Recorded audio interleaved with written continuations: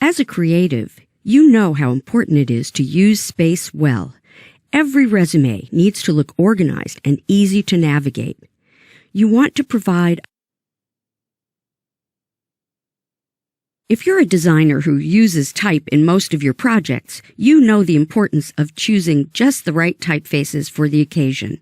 You may have seen my LinkedIn Learning courses, which are deeper dives into typography, including choosing and combining typefaces. But for this course, we're going to look at typefaces that are specifically useful for designing your resume. What are we looking for in a typeface that represents the weight and sum of your professional profile? Generally, we want a resume to look serious, straightforward but not boring, authentic and believable. Above all, it should be legible and readable. There is a difference. If type is legible, it simply means that it's possible to read it. If type is readable, it has one additional quality. It invites the reader in. You want to read it. A good resume starts with good type choices. I recommend choosing a typeface which has a large X height, which has medium weight, sturdy but not too heavy, and which has design characteristics that are clear and simple. Generally speaking, serif typefaces, which work well as text typefaces, will work well for your resume. Here are 6 good choices: Georgia, Saban, Baskerville, Caslon, Garamond, and Heffler Text are very readable and have a variety of weights, which will be needed for emphasis and headers. There are many others which can also work well for you. Remember, keep it simple. You don't want anything too ornate or decorative, or which has characteristics which will not read well at small sizes. Sans serif faces, as long as they're simple and have enough weight to hold up in small sizes, can also work for your resume. Here are 6 good examples. These are also very readable and have a variety of weights, which will be useful for emphasis and headers. If you choose one typeface that has a large family of weights and widths, you may not need a secondary typeface. By choosing one family, you can be assured that these typefaces have been designed to work together. If you do choose a secondary typeface, make sure it complements the first by being different enough to provide contrast. Here are some examples of good combinations. You can see how 2 typefaces can provide a good visual counterpoint for one another.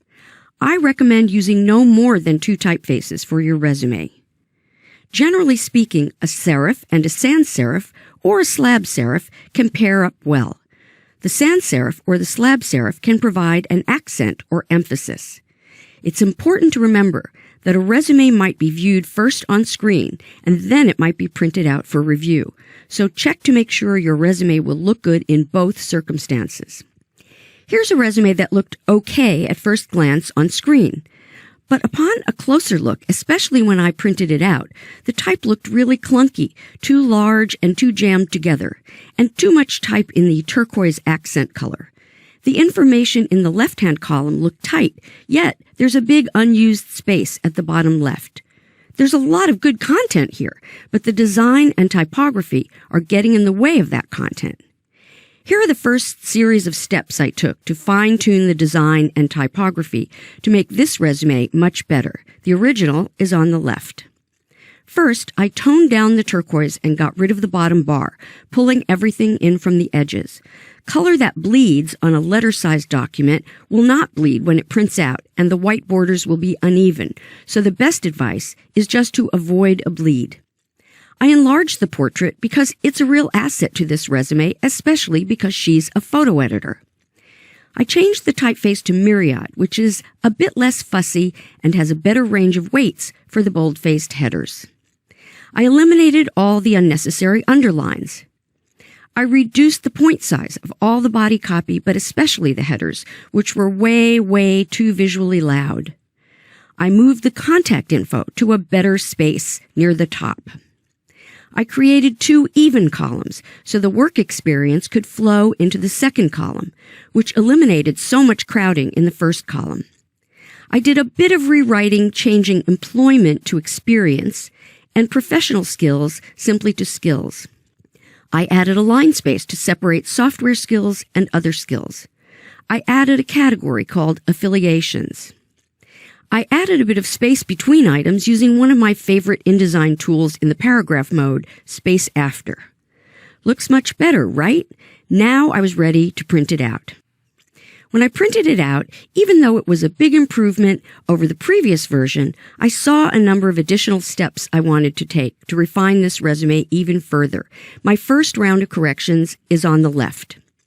I thought that the new color, when printed, was looking a bit light, so I added more tone and made it a quieter grayish green. In the printout, the text overall still looked too big. Even a slight change in point size, a point or even half a point, can make a big difference. That's why you really need to check and recheck by printing out your resume every time you make a change. So in this next iteration on the right, I reduced the point size of everything, including the headers, even further. I narrowed the columns to create more generous margins. I checked the rag to make sure the changes didn't create any bad line breaks in the text. With the extra space I gained from reducing the point size, I moved the columns down so that there was a more comfortable separation between the photo header and the body of the text. Here's where the details get smaller but are still so important. I added 4 points of space under the job title and between each bullet point of text. A bit of space between items, even as little as 4 points of space, makes a world of difference in readability. A lot of bulleted text can be too dense to read comfortably. Just by adding a bit of space, the reader can enter and comprehend the text more easily. I printed it out again, and this time all of the elements were in good proportion to one another.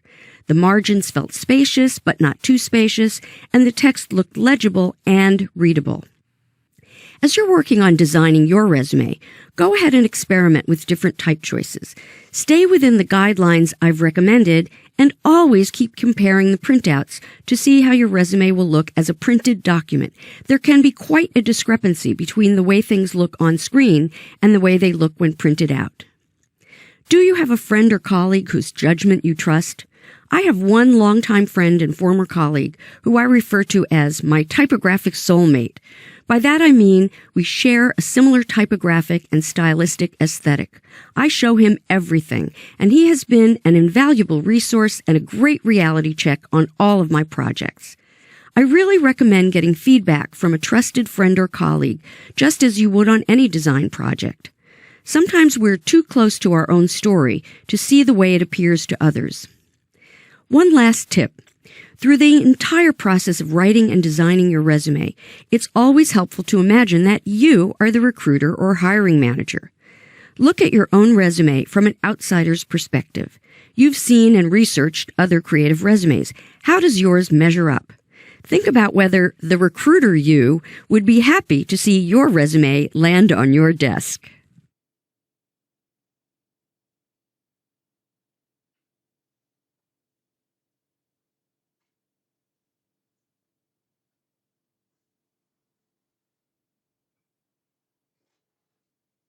Hierarchy is just a fancy word for the order of importance. Another way of saying it is the level of priority. Navigation is simply using typography to lead the reader's eye.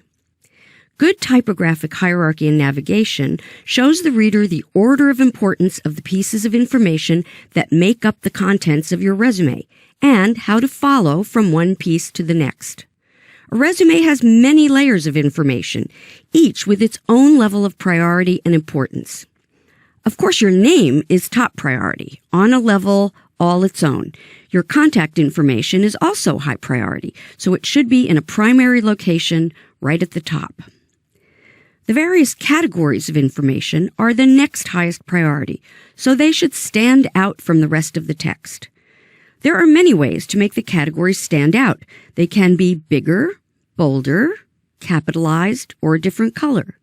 They can be set apart by extra space or in a separate column. Here's a nice example of setting categories apart, in this case by enclosing them in a hairline box.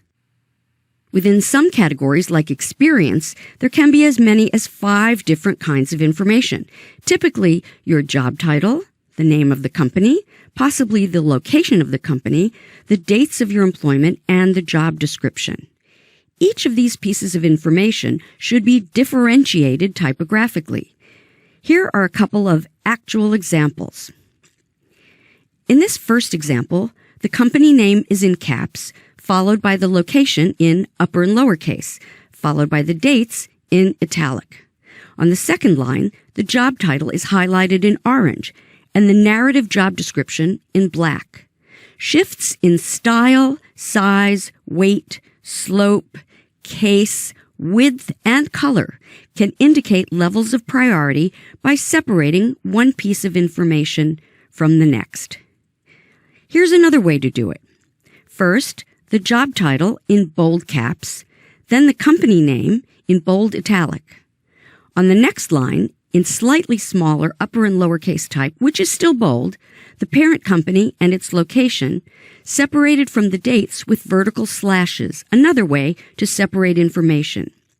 I want to point out again that even small changes in size can make a big difference. Try going up or down in half-point increments and compare. A bit of extra space below the two bolded lines helps separate the job description, which is in a regular weight. In this next example, the job title is in bold italic upper and lowercase, in blue, on its own line. The company name is bold and in black, and the location in regular weight, followed by the date in italic. The list of job duties follows in a regular weight and a slightly smaller size. The category of education has its own levels of hierarchy, information which again should be typographically differentiated. The name of the institution, its location, the degree you earned, the date of the degree, and possibly other information such as academic honors. Resumes will often have categories like awards, skills, languages, volunteerism, publications, activities and interests. You may be including others depending on your own background. Each of these will have its own hierarchy. As you're experimenting with different ways to indicate hierarchy in navigation, try changing the weight of your headers, for example. Try a bit of color. And when you make changes at every stage, print out your resume to see how it reads as a printed document, not just how it looks on your screen.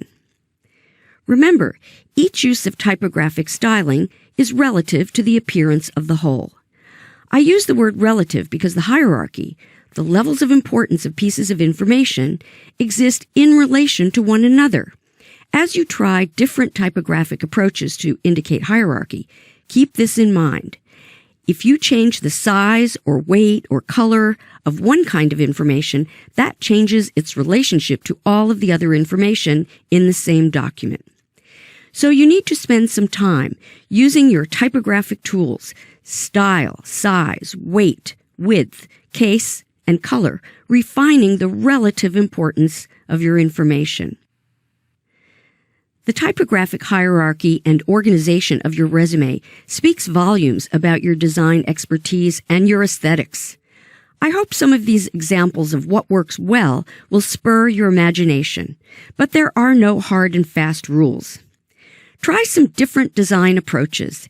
You can see from these examples that there are many ways to indicate hierarchy on your creative resume.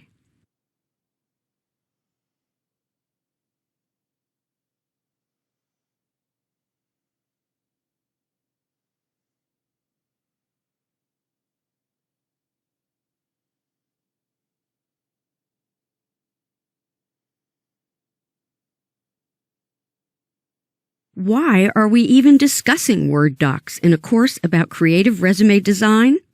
As a creative, your beautifully designed resume is essential to your job search. Your carefully nuanced typographic refinements are sure to impress the hiring manager, who is most likely a fellow creative. A handsomely designed resume is sure to impress headhunters and recruiters, right? But the job hunting landscape is vast and complex and continually changing. There are many ways to apply for jobs. If you're applying for a job through a company's career website or through the big job search engines, you may be required to fill out an application form or submit your resume as a Microsoft Word doc. This can be frustrating when you've already put so much effort into crafting a resume that showcases your design skills. One reason for the requirement to submit a Word doc or to fill out an online application is so that bots can search for specific keywords. Using bots, large numbers of resumes can be reviewed and winnowed down by an automated system. Only after that initial review by bots will a human look at the selected resumes where the bots found matching specific keywords. Like it or not, that's how these things work. When you apply to these job sites, read their requirements carefully. The most important rule to remember when applying is to follow the directions. In addition to submitting a resume in Word or plain text format, you may have to fill out an application form. Pay attention to the specific words used in the job description and check your resume to see if you have words that match. Consider adding matching words if it makes sense with your experience. Always tailor your resume to the specific job listing when you can. On some job search sites, the bots scan the Word doc version of your resume and will start building an application or an online resume for you. Each one is different. Again, this allows the bots to create consistently formatted files for the employer. Since the bots are searching for keywords, now's the time to add in any and all descriptors of your job, accomplishments, and responsibilities. Don't worry about duplication. Your document should be as detailed as possible. Don't worry about length. Your resume can be as long as necessary. It's not like your carefully designed one-page resume. It's helpful to keep a version of this document handy and current. This way you can use it to copy and paste into an online application form at any time without a lot of effort. For this purpose, a basic Word template will work. The important thing is to flesh out your job descriptions, your skills and accomplishments as much as possible. It may seem overly wordy and long, but you have a better chance of matching desirable keywords if you have multiple options. For details on how to use the more advanced formatting options in Word, I recommend that you check out the bonus chapter in Steve Harris's LinkedIn Learning course, Designing a Resume in Word. There are plenty of ways for creatives to search for a job without going through these impersonal job search engines. But if you do need to create and submit a Word doc, I hope these tips will be helpful so that you can stand out in the databases created by these sites. Follow directions, write full descriptions, add keywords. Just a reminder that in the exercise files for this course, you'll find a list of job search sites. Bear in mind the job search landscape is always changing and there are always new opportunities cropping up. Keep your Word doc on file so you can be prepared for those bots.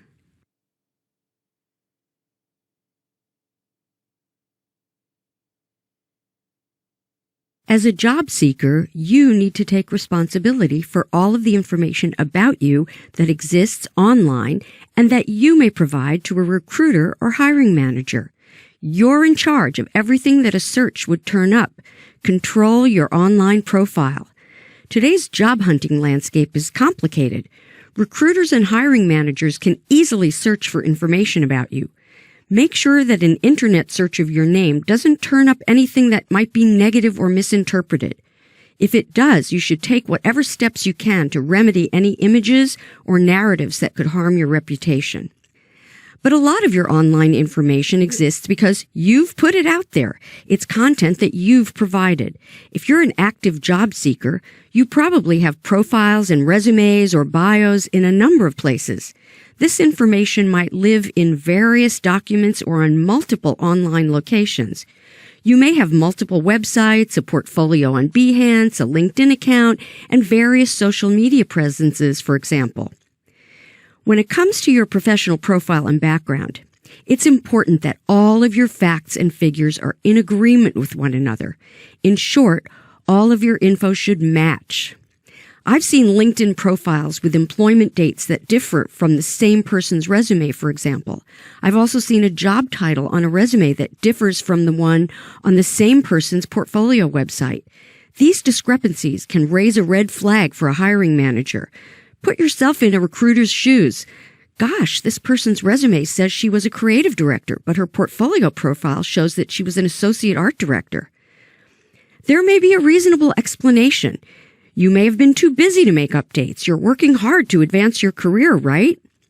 For example, you may have gotten a promotion or two, and perhaps your portfolio profile wasn't updated with new titles and responsibilities. Here's a great tip to keep everything in order and consistent. I recommend having a single master fact sheet of your professional information that you keep on file, along with a list of every location where your professional profile appears. That includes resumes, bios, job sites, industry databases like trade organizations where you're a member, and links to any other place where information about you is posted. Check your master fact sheet regularly to see what needs updating. Make sure to include dates of employment, your title, changes in job description, new accomplishments, new awards or recognition, new skills acquired, recent professional memberships and activities, and anything else that may have changed. What typically happens is that your job responsibilities might increase or shift.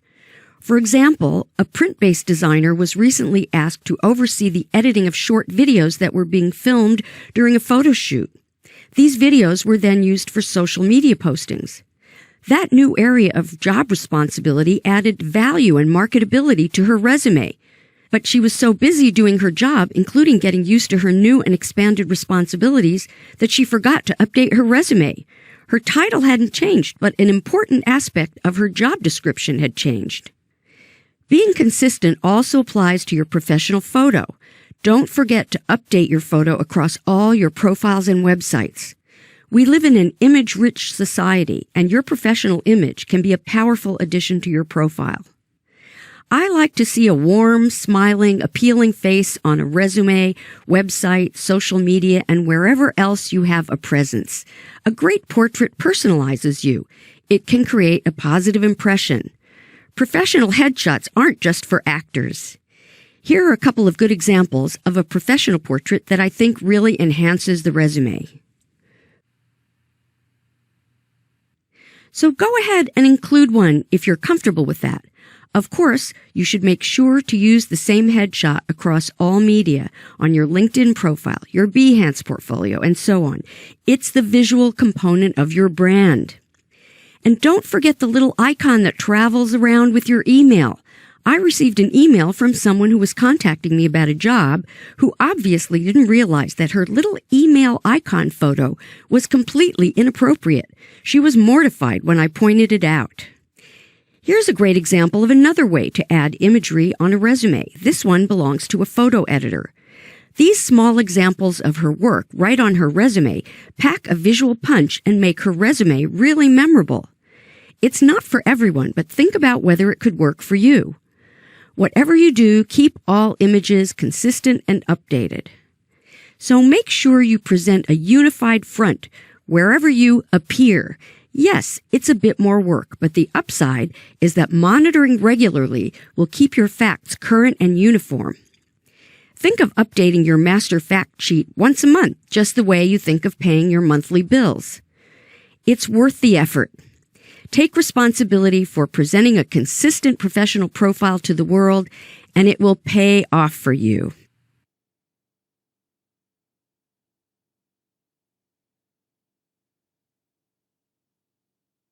So, here's where the rubber meets the road.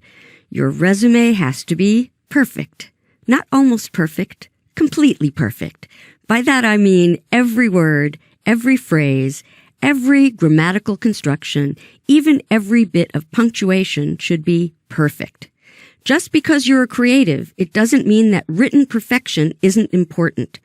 Remember that when a recruiter sees an error, no matter how tiny, it sends a message that you have not cared enough to pay attention to the details. An experienced hiring manager can spot mistakes a mile away. First and foremost, spell check, spell check, spell check. I'm saying that 3 times because I see so many spelling errors on the many resumes that come my way. This is an easy fix, so don't ignore this important step. Also, Proofread, proofread, proofread, and ask at least 2 other people whose knowledge you respect to proofread for you. It's always helpful to have at least 1 or 2 eagle-eyed experts checking your copy. I also strongly recommend using an established and reputable reference guide like the Chicago Manual of Style to resolve any questions about usage or grammar. The Chicago Manual of Style is also essential for the correct typographic representation for books, magazines, plays, etc. These are complex rules, and I always check to make sure I have them right. I've seen so many mistakes that could be fixed so easily. Some of these points may seem obvious, but I've seen multiple obvious errors on even very senior resumes. Let's start from the top. Your email address, link to your online portfolio, and any other links should always be in lowercase characters and should never break over the end of a line.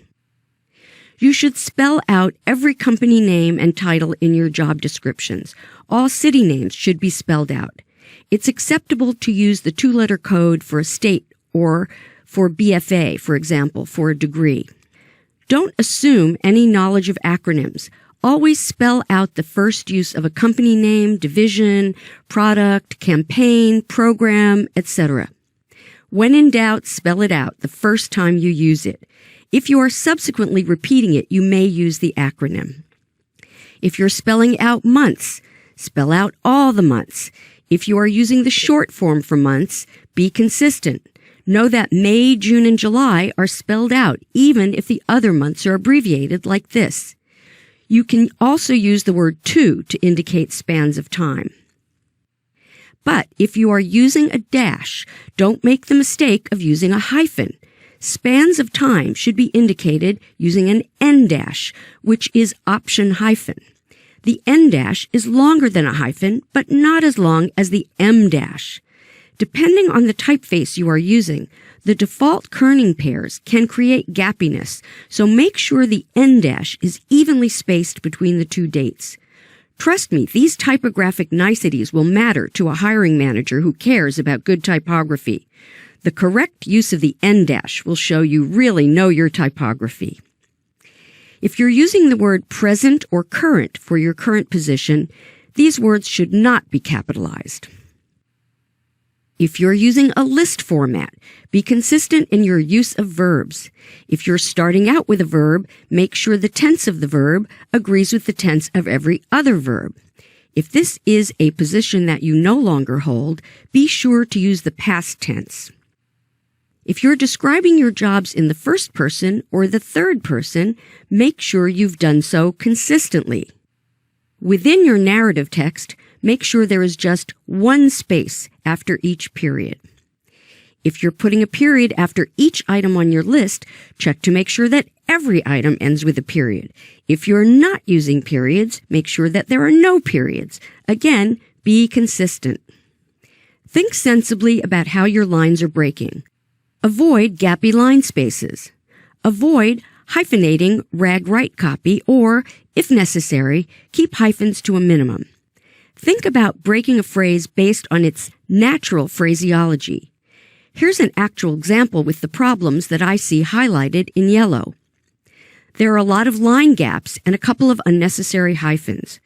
Also, the line spacing is the same throughout this block of text, making it difficult for the reader to separate the meaning of each text item. Here's what I did to fix up this text block. Compare the before on the left with the after on the right. Here's what I did. I re-ragged the lines, creating a better rag on the right with better attention to phraseology. This reduced the gappy line spaces. I eliminated the hyphens, and I tightened the leading overall, then added space between each item so that the items were more visible as separate entries. Especially watch out for widows, those pesky single words or fragments on a line by themselves that create awkward spaces between lines.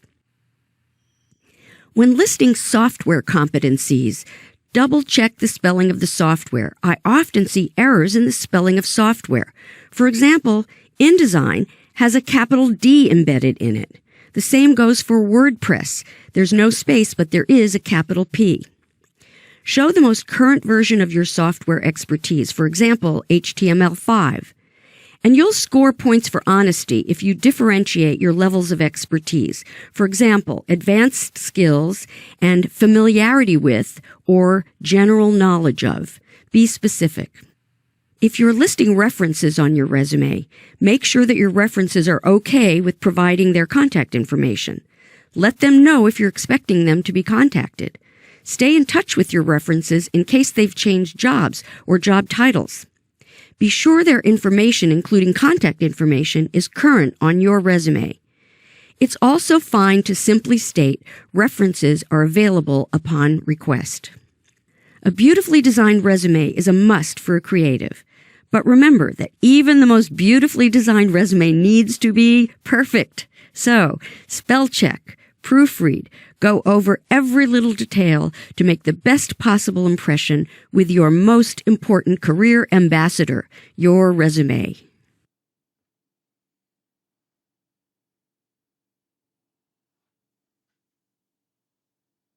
You need to choose just the right wording to convey your story in the best light. There are so many ways to tell a story. How do you decide exactly how to phrase your content? Everyone's story is different, but I can give you some guidelines on how to write yours. You'll find some good tips here that you can use to help you choose exactly the right words for your resume. I'm going to show you these tips in action by showing you some before and after copy using actual resume examples. First, simplify your language. Be as direct as possible. Don't use any more words than necessary. Second, use an active voice, whether you're writing in the first person or the third person style. Use action verbs. If you can embed a measurable accomplishment in your job description, it's a great way to add value. Be consistent in your use of verb tenses and punctuation. You'd be surprised how many resumes I see that don't pay attention to these kinds of details. Consistency counts. Be careful not to use duplicate words too near to one another. And spell out acronyms unless they're in wide use, like USA. Don't assume the hiring manager understands the lingo you're using.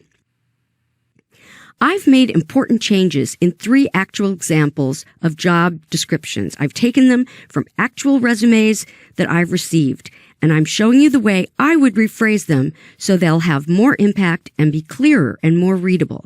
You don't have to read them, although you can if you wish. I've highlighted the changes. Here are the important points I want you to think about. In the first example, I simplified the language, getting down to the essentials. I separated actions that were clumped together by adding space. And I rewrote the job responsibilities in the first person, which is a more active voice. Notice that I inserted the word our a couple of times in the description. This subtly indicates loyalty to and identification with the parent company. These are good traits that a recruiter will notice. Here's the next example. Again, I simplified the language. The first item in particular was wordy and read like a run-on sentence. I started each line of text with an active verb for consistency. I added periods where they were missing, and I capitalized the titles, creative director and editor-in-chief, which is the correct way to write them out. Under the fourth bullet point, rather than referring to the work as superb, which sounds hyperbolic, I chose the phrase highly effective, which sounds more professional. Under recruited creative talent, I separated the following sentence so that it starts with managed and mentored to strengthen the 2 related components. In this third example, even a few simple changes make a difference. First, the word grow is not an accepted usage, so I changed it to continue to expand. The word maintain is unnecessary here and can be dropped. In the before, the word maintain was duplicated in 2 consecutive statements. It's a passive word and it didn't add anything meaningful. And if you're continuing to expand the list of photographers, why not take the opportunity to point out how much you have expanded the list? This is a good example of embedding an accomplishment that makes sense in the context of the job description.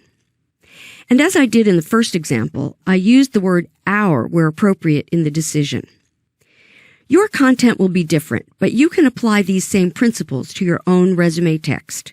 Take a look at your own resume and follow these guidelines.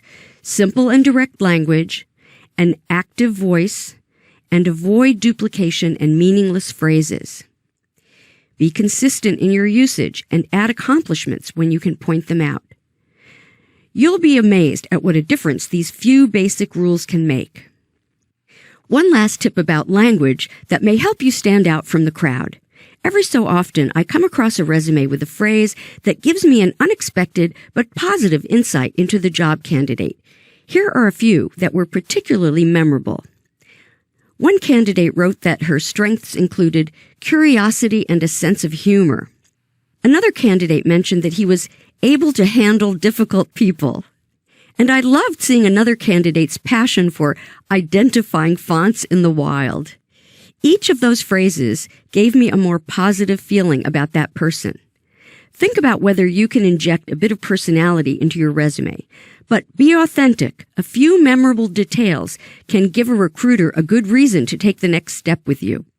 Remember, words matter, and just the right words can put you over the top.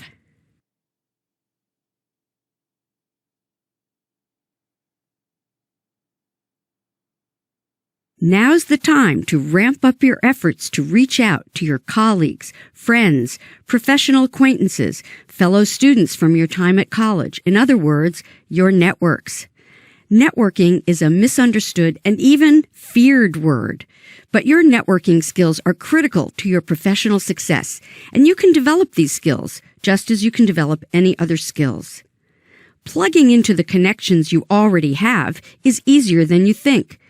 We have so much access to others through LinkedIn, social media, and internet searches. It's never been easier to gather information and spread the word. If you're actively looking for your next opportunity, let people know about it. Don't be shy. It may seem obvious, but you would be amazed how many times this simple step will bear results. Generally, most people want to be helpful, so give them the opportunity to help you by letting them know you're looking for help and suggesting what they can do to help you. You never know who knows who, so get your information out there and let nature take its course. If you aren't quite ready to be open about your search, you should still start making helpful connections by reaching out to your groups. Sit down and write a list of all your interconnected circles, your school, your spiritual community, your former colleagues from previous or your current position. Don't forget about friends in your social circle. These are your natural allies. Include all the people you've met personally or online from participating in professional activities, as you've attended presentations, receptions, conferences, and volunteered for professional organizations, social welfare, or social action groups. Perhaps you've been active in local politics. Pay particular attention to people for whom you have done favors or provided introductions. Hopefully there are a few of these, and it's time to cash in on your favor bank. I exchange business cards with people at every event I attend. Yes, business cards are still a thing. When I get home, I'll shoot off a little email saying how nice it was to meet them and maybe referencing something in our conversation or providing a link to something they might find interesting. If you can do something for them, it adds to your favor bank. And when you've met someone new, ask to connect with them on social media right afterwards while they still remember meeting you. It shows you're proactive. Beef up your social media presence by being more professionally active on social media, including Facebook, Instagram, Twitter, Behance, and whatever additional platforms you are comfortable with. Keeping an active professional presence online doesn't have to take that much time out of your day. And even if you're a bit of an introvert, you can still put yourself out there without a lot of stress. You can link to stories or posts of interest to your networking groups and comment on their posts. And when you are actively ready to search, your network will know you and recall your posts and tweets. Amplifying your online presence will benefit you when the time comes.